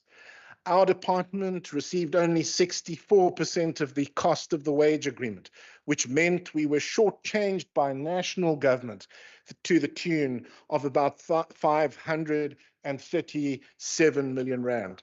At the same time, the Department of Basic Education cut our conditional grants by 179.4 million, thus dealing our department a massive 716.4 million rand budget blow to our ability to build and maintain schools and to pay teachers. We took action to deal with the in-year budget cuts and the deficit in the new financial year in order to fight for our teachers and avoid a reduction in the basket of posts. We froze public service posts in our head office and district offices, leaving these offices with a 21% vacancy rate. We made 2.5 billion rand in non-personnel budget cuts, including a 436 million rand cut to the Back on Track program and a 1.2 billion rand cut to infrastructure spending. We sped up the conversion of contract appointments to permanent appointments. We stopped the provision of substitute teachers, except to cover teachers on maternity leave. We stopped the provision of post-level 1 contract teachers in place of those acting in vacant school management team promotion posts. We required any post-level 1 vacancy to be advertised in a vacancy bulletin and not to be filled with contract appointments. And we required any vacant public service post at schools to be advertised in a vacancy bulletin and not to be filled with contract appointments. We did all of this to try to avoid a basket of post reduction and to deliver on a balanced budget for the 2024-2025 year. And I remind members that we announced all of this in last year's adjustments budget and, of course, this year's main budget. Unfortunately, Deputy Speaker, it was not enough. The projected savings from these measures were not what we hoped, leaving us with a 3.8 billion rand budget deficit over the next 3 years. In essence, the national fiscal emergency wiped out our bold new vision for education. We were left with no choice other than to reduce the basket of posts by 2,407 posts. This has put tremendous pressure on our schools and on our teachers. It's not a decision that was made lightly, and it's not a position that we should ever have been put in. Now, after implementing the basket of post-reduction, we brought the budget deficit in the current financial year down to 405.8 million rand, meaning that we were still short on funds to break even and cover our expenses. So an additional 250 million rand was provided to help us close the gap. And we dealt with the remaining deficit by making even more severe non-personnel budget cuts. This all had to be done just to break even at our current learner numbers and our current staff level after the post-reduction. The unearmarking of the 600 million rand in infrastructure funding gives us some maneuverability in finding ways to deal with growth pressure in the 2025 school year. But the 600 million rand is allocated to infrastructure projects, such as new schools, replacement schools, and additional classrooms. These projects are already underway, and it's vital that they be delivered. So using this facility will, of course, be an absolute last resort. Deputy Speaker, as I said during the second reading debate earlier this week, the challenge going forward is now providing the infrastructure, the teachers, and the school resources needed for the 2025 school year, given the expected increase in learner numbers. As of the 4th of December 2024, we have allocated places for 117,407, or 97% of the learners for whom applications were received for grade 1 and 8 for the 2025 school year. Placement is in progress for 3,698, or 3% of grade 1 and 8 learners. We understand, of course, that this is a stressful and an anxious period for parents, and we are asking parents to work with us as we try to accommodate their children as soon as possible. We are exploring all available options to find a place for these learners for the start of the school year. In addition, from the 1st of January 2025, we expect to receive extremely late admission applications for about 4,000 grade 1 and 8 learners. We will work to place every learner for whom an application is received going forward, but we want to be clear that Western Cape schools are full, and we appeal for patience from parents submitting new applications, as they may not be placed before the end of the first term in the 2025 school year. To provide new school places for learners in the 2025 school year, we are building new schools and classrooms through our Rapid School Build program. We are scheduled to complete 6 new schools and 180 additional classrooms at existing schools in time for the start of the school year in January 2025. But that is not all. We aim to complete a further 3 new schools and 85 additional classrooms for learners by the end of March 2025. This brings the total to 9 new schools and 265 additional classrooms for learners in the 2025 school year. We will also have to make provision for new schools and for new classrooms to have teachers, and we are considering all the available options ahead of the 2025 school year. Deputy Speaker, dealing with admissions pressure is always tough, but this year is likely to be exceptionally challenging. And we must be upfront and we must be honest about the risks that we face. We face the risk of delays in placing learners, especially those who arrive next year, several months after the application window closed. We do not know where they will seek placement or what their grades, languages, ages, or subject choices will be. This makes planning and resource allocation for extremely late applications very difficult. And their parents will have to wait some time before their child is placed. And we face the risk, of course, of declining learning outcomes. Teacher workloads are increasing and class sizes are also increasing. So we know that this will affect teaching and learning. As always, we will manage these risks to the best of our ability and in the best interests of our children. We are going to make some tough choices moving into the new school year because there are no simple solutions when dealing with a fiscal emergency. And so I ask everyone to work with us and not against us as we face these challenges. We understand that this has been an incredibly difficult time for teachers, for principals, for schools, for parents, and for learners. And I want to assure you all that we will continue to do everything we can to fight for our teachers and to fight for quality education here in the Western Cape. Thank you. Sorry, Speaker. Honorable members, as per the rules, those in the gallery are not allowed to participate. I will trust members. I would not want to request the Sergeant at Arms to remove any person.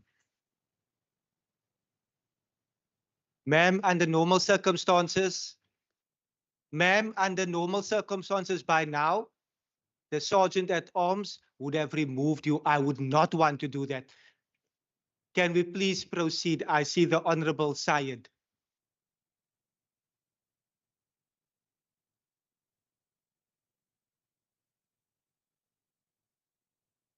Honorable Speaker, allow me to...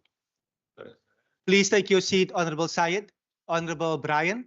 Thank you, Honourable Speaker. Just on a point of order, just to note, during the speech from the Minister, there were constantly jibes coming from the gallery, and it has continued even after your warning now. So I hope that you will take action if it carries on. Thank you. Honourable members, I've already ruled in this particular matter and have sent a message directly to those in the gallery. I trust that those in the gallery will hear my heart. I wouldn't want to take that drastic action, and that we will proceed with the Honourable Syed. Honorable Deputy Speaker, allow me to firstly acknowledge our outgoing Sergeant of Arms, Mr. Charles Dowman, whom we thank for years of dedicated service and protection. Thank you, Mr. Dowman. The budget before us is a failure of planning, a failure of management, a failure of morality. Above all, it fails the children of the Western Cape. It actively undermines the foundation of our education system. It reflects the DA-led Western Cape government's disregard for the futures of poor and working class children. While the department's budget has increased by almost 550 million rand, these adjustments fail to address basic inequality. Despite more than 400 million rand for staff salaries, the MEC persists in a reckless decision to cut 2,407 teaching posts. As a result, schools in communities like Nyanga and Mitchell's Plain face overcrowded classrooms and teacher shortages. And where are those cuts felt most? Athlone will lose 60 teachers. Atlantis will lose 38 teachers. Belhar will lose 46 teachers. Delft will lose 78 teachers. Khayelitsha will lose 142 teachers. Mitchell's Plain will lose 176 teachers. In stark contrast, the cuts in affluent areas are negligible. Gordons Bay will lose 10 teachers. Constantia, 3 teachers. Claremont, 9 teachers. Blouberg, 5 teachers. These figures expose the deliberate neglect of poor and working class schools, ensuring that inequality in our education system continues to deepen. Meanwhile, bloated administrative roles remain untouched, highlighting a failure to prioritize the needs of learners and educators. Why are teachers, the very individuals who shape our children's future, sacrificed to safeguard an ever-expanding bureaucratic machinery? The numbers reveal the misplaced priorities. Whilst we lose teachers, admin employee pay is up by 731,000 rand, bringing it up to a staggering 1.2 billion. This DA-led government has chosen to sustain its bureaucracy at the expense of teachers and learners. Honourable Deputy Speaker, I want us to acknowledge the presence of parents and community members from the Honourable Nkondlo's constituency, Witzenberg, in the chamber today. Their presence highlights the urgency of this issue. We stand in solidarity with them in their fight for our children's right to barrier-free education. We also commend civil society movements like Equal Education for their steadfast advocacy for learners in poor and working class communities. The plight of learner transport has been passionately raised in this House, particularly by the Honourable Win Vogel. The Western Cape Education Department's decision to cancel the learner transport scheme for Hamlet, Ceres, Deelville, Vredebas, Tilbach, Induli, Morrisdale, in the Witzenberg area is more than a logistical failure, Deputy Speaker. It is a moral one. This decision will leave 396 children stranded without transport come January 2025. These parents and community members are here today demanding answers, asking what provisions this budget makes to address the urgent need for learner transport in their communities. And I will hand over the letters from the principals to MEC Mania after this. While we acknowledge the reprioritization of funds from public special school education to support learner transport in public ordinary schools, this decision is again at the expense of other needs. But taking the money from special schools exposes more poor planning and lack of interest in the very children we should be protecting. Honourable Deputy Speaker, against this backdrop, the department has diverted over 4.4 million rand to the Premier's Department for ICT services and for a call centre, not teachers, not transport, not special schools, but ICT services and a call centre. As we raised with the Premier yesterday, and we won't rest on this matter, there are ongoing allegations of corruption within the WCED, particularly the 1.2 billion rand IT tender. CETA flagged this tender just 2 months ago into the contract, instructing the Education Department to stop it. Yet this DA-led WCED chose to ignore these warnings and continues. Yet the national minister in the GNU, the DA national minister, continues to protect the CETA officials. We welcome the fact that this IT tender scandal is being dealt with in the National Assembly, and we reiterate the call for the SIU to conduct a full investigation. This government must answer for its actions. Honourable Deputy Speaker, this budget is not just a financial failure, it is a moral one. It sacrifices teachers who shape our children's futures whilst maintaining a fat cat bureaucracy that fosters inefficiency and corruption. It prioritizes administrative comforts over the needs of poor and working class communities. Honourable Syed, please conclude. The consequences are dire. Overcrowded classrooms, teachers are dismissed, children are stranded. The ANC rejects this budget entirely and demands an urgent reprioritization to invest in education, support teachers, and meet the needs Thank of you so much, Honourable Syed. About financial decisions. Honourable Syed. Our commitment to justice, equality, and the future of this province. Honourable Syed.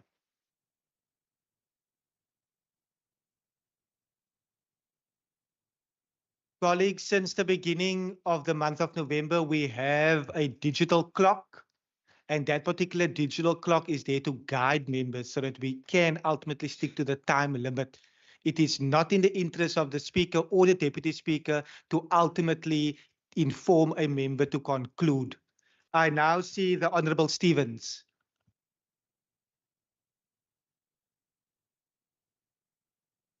Honorable Deputy Speaker, 547 million adjustment were made to the budget to education. The biggest portion was to public ordinary school education, 250 million. Infrastructure development, 251 million rapid school program. Although we appreciate the adjustment to infrastructure development in ordinary school education, the biggest challenge in education, as we are aware of, is the budget cut of educators. These budget constraints towards basic education will disproportionately will affect our vulnerable population.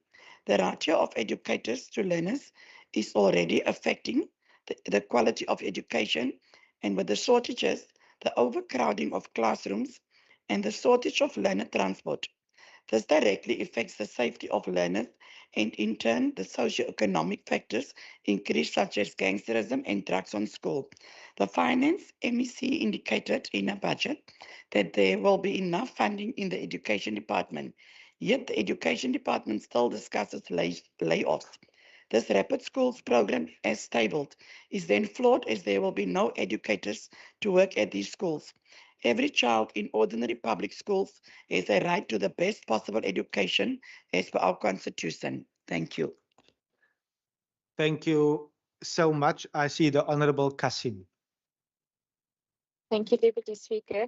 Deputy Speaker, a budget increase in education must mean that our children in public schools will receive quality education. It must also mean that our public schools must have a balanced teacher-to-learner ratio, as well as additional classrooms as the number of learners increase in our schools annually. Deputy Speaker, the budget increase of 547 million will never be enough if this government cannot source more funding to make sure that no teacher will be laid off by Jan 2025. Over and above retaining teachers in our public schools, Deputy Speaker, we also need additional classrooms in all public schools, including quintile 4 and 5 schools. In the past, we used to see an increase of makeshift classrooms in only public schools, which are based in townships, whilst no such thing would take place in former Model C schools, where previously predominantly white learners would be. The reason for this, Deputy Speaker, was based on curbing the number of African and colored learners in these former Model C schools by telling them that they are oversubscribed and that they must try their luck in township schools, where there's always plenty of spaces due to the increase of makeshift classrooms. Deputy Speaker, the situation has not changed much today, because the issue of continuous lack of space is also used, coupled with the Afrikaans language, as an instrument to reject the majority of African learners in these schools. But to conclude, Deputy Speaker, we will be sending appeal letters to the Office of the Minister between now and Jan, mainly for these reasons, and we hope that he will come to the aid of these poor learners. Until then, all these issues that are addressed, until all the issues are addressed by the department, Deputy Speaker, the EFF will not be supporting this budget. Thank you. Thank you, Honorable Kasim. I see the Honorable Jacobs. Thank you, Speaker. Am I audible? Please proceed. Speaker, the Minister in her budget speech went into a great detail to inform this House regarding the funding made available to address the issues of learner placement and financial pressure. She ends off by saying, and I quote, "Speaker, what this means is there will be enough funding within the department budget to deal with its current project pressure," unquote. The very next day, the Education Minister says that they will still lay off 4,000 plus teachers. Speaker, one of the two is misleading us, but then again, the saying is true. Birds of a feather, they flock together. Thank you. Thank you, Honorable Jacobs. I see the Honorable Christians. Thank you, Deputy Speaker. Deputy Speaker, of course, the ACDP is concerned about the reduction of the basket of posts of 2,407, the increase of class sizes, the strain on teachers, and also the increase of learners next year is a major concern. But Speaker, Deputy Speaker, we must be honest. It's the national government's problem they gave to the Western Cape by not giving us the money that's required for the wage agreement. That's the bottom line. And now people want to grandstand here and win the favor of the audience, but they know the actual facts. And the actual facts is that the province was shortchanged. Money was money in national government. You make an agreement, say we're going to give people staff increases, but when I need to foot the bill, I only foot part of the bill. And that is the major problem here. So we mustn't grandstand here. We mustn't grandstand here and play to the public. We must be honest and fair and say. Honorable Christians, are you able to take your seat? Got 12 seconds. Otherwise, I get objections for a point of order that is not taken. Honorable Syed. Is the Honorable Christians willing to take a question on when he's going to stop singing for his supper from the DA? May I rule directly on that? I will not allow a question with the time limits that is remaining. Honorable Christians, please continue. I want to close to say the national government has failed this province by not giving the money required. I thank you. Thank you, Honorable Christians. I see the Honorable Van Wyk. Honorable Deputy Speaker, as we gather today to debate the 24-25 Adjusted Appropriation Bill, we cannot ignore the severe financial constraints under which South Africa is currently operating. This bill reflects the challenging fiscal environment we are facing and the difficult choices that must be made to manage the nation's finances. Today, I wish to highlight three critical issues that are adversely affecting our citizens, particularly in the areas of debt service costs, stagnant economic growth, and rising public sector wages, which all contribute to the pressures on essential services such as education. Firstly, the impact of escalating debt service costs. National Treasury has highlighted a concerning trend in its briefing to the Western Cape Provincial Legislature. The rising debt service costs, which are set to consume 23.5% of the increase in main budget expenditure between 24-25 and 26-27. This is a stark reminder that our country's battle to manage the national debt is draining away much needed funds that should be directed towards frontline services such as education, health, and social development. For every 100 Rand allocated across national, provincial, and local government grants, 22 Rand is now earmarked for servicing debt. Secondly, the stagnation of economic growth. South Africa's economic growth has been well below 1% annually for several years. This is a clear indication that current economic policies are failing to stimulate growth, attract investment, or create jobs. As our population continues to grow, our economy is effectively shrinking on a per capita basis, which means that year after year, each citizen is becoming poorer. While inflation has recently dipped below 4%, public sector wage increases have continued to exceed inflation, often reaching 6 to 7% annually. This disparity creates a scenario where the country's tax revenues are insufficient to fund essential public services like education, health, and social development. Thirdly, the effect of unsustainable public sector wage increases. While it is essential to ensure fair compensation for public servants, it is equally important that wage increases are aligned with the overall economic context.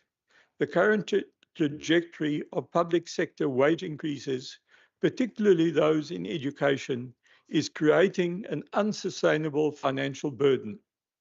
In an economy where the tax base is not growing and essential services are underfunded, these increases place additional strain on our ability to deliver quality education to our children. Deputy Speaker, let us now turn to the specific impact of these challenges on the Western Cape Education Department. In the 24-25 adjusted budget, the WCED has been allocated 31.397 billion, reflecting an increase of just 1.74% from the previous year. This barely covers the rising costs, particularly the necessary adjustments for employee compensation. While the department had initially estimated that 911 million rand would be needed just to cover the 4.26% salary increase for teachers and other staff, the available budget forced the WCED to reduce spending on goods and services. And I think we should be quite clear about what goods and services are. Those are school books, and those are the necessary bits of stationery that are needed throughout the education system. In the adjusted appropriation proposals, an additional 406 million rand has been earmarked for salaries, meaning that out of the total 547 million rand allocated, 406 million rand goes to compensating employees, leaving just 101 million rand for other critical areas, such as educational materials, learner transport, and infrastructure development. This reallocation of funds results in a total budget that represents a modest 1.74% increase, which remains insufficient to meet the growing demands of our education system. Education, as we know, is the cornerstone of our future. Teachers are the heart of our education system, and the bulk of the education budget, 72.34%, is devoted to compensation for educators and staff. That's a total of 22.7 billion rand. This is a necessary investment, but it also highlights the challenge. While salary increases are unavoidable, they cannot come at the expense of essential resources such as textbooks, stationery, and learning materials, or the infrastructure required to deliver a quality education. The current fiscal constraints have forced the department to cut back on goods and services and reduce funding for transfers and subsidies, thereby impacting critical support services for our schools, early childhood development, and learner transport. This situation is not sustainable. When wages increase at a rate faster than the overall budget, our ability to maintain and improve the quality of education is severely compromised. This funding crisis affects not just our teachers, but our learners, our schools, and our future. And I think we should just bear in mind some of the work that the Western Cape Education Department has been doing on the Back on Track program, where we've assisted learners to catch up the learning losses that were incurred during the COVID pandemic. We also need to remember that public ordinary schools have 1.15 million learners. There are 1,538 schools in the public ordinary school system. There are 37,000 teachers. We spend 600 million rand a year on nutrition for 530,000 learners. We also spend 600 million on learner transport to transport 68,000 learners. We have 736,000 no-fee learners in the system. We've already worked through a process of reducing non-teaching staff. Speaker, Deputy Speaker, I want to commend and thank the Western Cape Education Department and the Minister for their courage and dedication in the face of these financial constraints. They have had to make difficult decisions to stabilize the system and ensure that education continues despite these challenges. However, the reality is that we cannot continue this path indefinitely. As learner numbers grow and inflation continues to impact the cost of living, it is essential that we revisit how funding is allocated to education. Adjustments will be necessary to the provincial equitable share to address the growing pressures on education in the Western Cape. We must ensure that we are adequately resourced to meet the demands of a rapidly growing learner population. Deputy Speaker, in conclusion, I fully support the additional appropriation of 547,011,000 rand for the Western Cape Education Department. However, we must also recognize that this is a short-term measure in a much larger financial challenge. We must work together across all levels of government to find sustainable solutions to the funding of education and to ensure that every learner in the Western Cape has access to the quality education they deserve. The Democratic Alliance supports the vote. Thank you, Speaker. Thank you, Honourable Member. I see the Minister. Thank you, Deputy Speaker. As I said in my introductory remarks, this has been a particularly challenging year for the Western Cape Education Department. And this has been an incredibly difficult time for our teachers, for our principals, for our parents, for our schools, and of course, for our learners. And I really want to thank our officials, our principals, our teachers, and school governing bodies for the leadership that they have shown during this period and for their clear and continuing commitment to providing quality education for every learner in every classroom, in every school in the Western Cape. Deputy Speaker, the Honourable Leon van Wyk raised the question of the Back on Track program, which, as I said earlier, the Back on Track program is a learning recovery program. It is focused on 18,000 learners and 6,200 teachers serving learners in poor communities. The program has been a huge success, especially in the lower grades.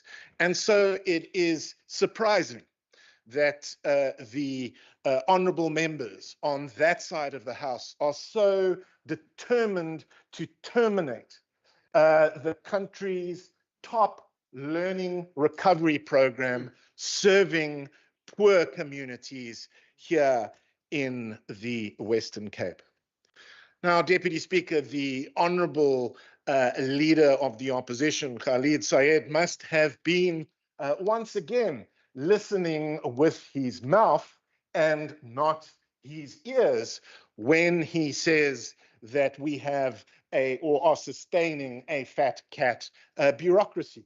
I said during my speech, and honourable members on this side of the House heard me when I said that we had frozen posts at provincial head office and at district offices and are currently carrying a 21% vacancy rate.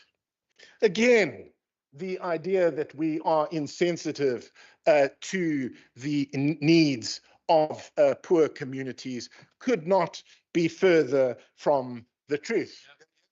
We have rolled out the Rapid School Build program, where we are building schools faster than ever before, serving poor communities in our province. And this year, as I said, we will build 9 new schools and 265 classrooms serving poor communities in the Western Cape. But Deputy Speaker, if that was not enough, and the honourable member knows this, our department supports 736,000 learners through our no-fee policy, 527,000 learners through our nutrition program, 67,000 learners through our transport program, 21,000 learners in subsidized independent schools, and of course 95,000 learners benefiting from fee exemption. Those learners are all come from poor communities. Deputy Speaker, the Honourable Leader of the Opposition also takes aim at the call centre, but he seems unaware that the purpose of the call centre is, of course, to support parents in admission queries for the 2025 school year. Deputy Speaker, on the question of learner transport, our department, as I said a few moments ago, supports 67,425 learners to get to and from school every day in our province. And unlike Gauteng, we are not cutting learner transport in our province. I'm delighted also to have received an appeal in respect of the learner transport routes in Witzenberg. And of course, in due course, I will consider that appeal.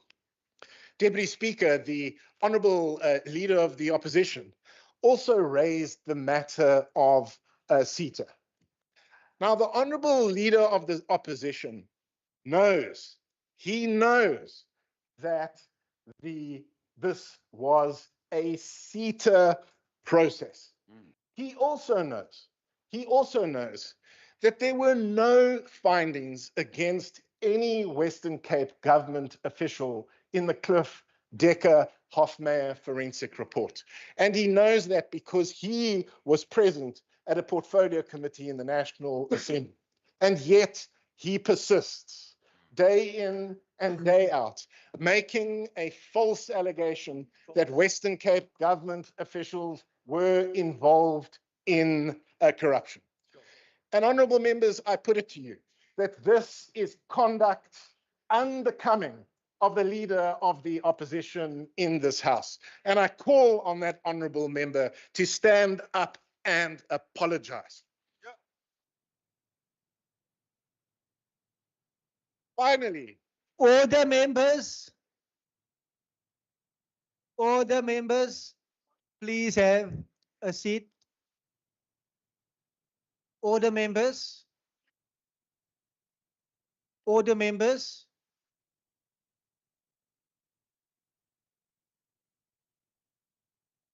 Members, the Leader of the Official Opposition, Honorable Syed, together with the Chief Whip of the ANC, Ayanda Barnes, please. You are named as a first instance. In your shouting, we will now see the Minister. Thank you, Deputy Speaker. The Honourable Leader of the Opposition also accuses this government of being reckless. When the truth is, and he knows this is the truth, if anybody is reckless, it was national government who in 2023 did not fully fund the wage agreement and plunged this province into a crisis and will compromise education, learning and teaching outcomes in this province. If anybody was reckless, it was national government's action in 2023. And he knows it. Deputy Speaker, in conclusion, I have said that the big challenge going forward, of course, is providing the infrastructure, the teachers and the school resources needed for the 2025 school year, given the increase in learner numbers. And of course, to provide new school places for learners in the 2025 school year, we are building new schools and classrooms through our Rapid School Build program. We aim to complete a total of 9 new schools and 265 additional classrooms for learners in the 2025 school year. We will also have to make provision for new schools and new classrooms to have teachers, and we are currently considering all the available options ahead of the 2025 school year. We are going to have to make some tough choices moving into the new school year because there are no simple solutions. And I can assure members that we will continue to do everything we can to fight for our teachers, to fight for our learners, and to fight for quality education here in the Western Cape. Thank you. Thank you. Thank you. That concludes the debate on this particular order, but let me take the opportunity to say the following. Weer eens baie dankie vir diegene van Witzenberg. Baie dankie dat u die versoek om stil te bly, that you adhered to that particular request. That's 'n woord toegeeflikheid. So baie dankie. The minister has given an undertaking that all appeals are being considered, but please note the rules does not allow for engagement via the gallery. But thank you for agreeing to remain quiet for the rest of the proceedings. Members, we have two particular scenarios that you not allowed. We can talk afterwards. Members, that concludes the debate. That concludes the debate. Members, two scenarios in front of the House currently. Members, net nadat ek dankie sê dat julle so goed vir julle gedra het, gebeur dit nou weer, asseblief. Members, two scenarios in front of us currently. We are now at 12:21. We are potentially able to suspend the House, considering that we have prayers that we also need to consider of members, or we can proceed with the fourth order.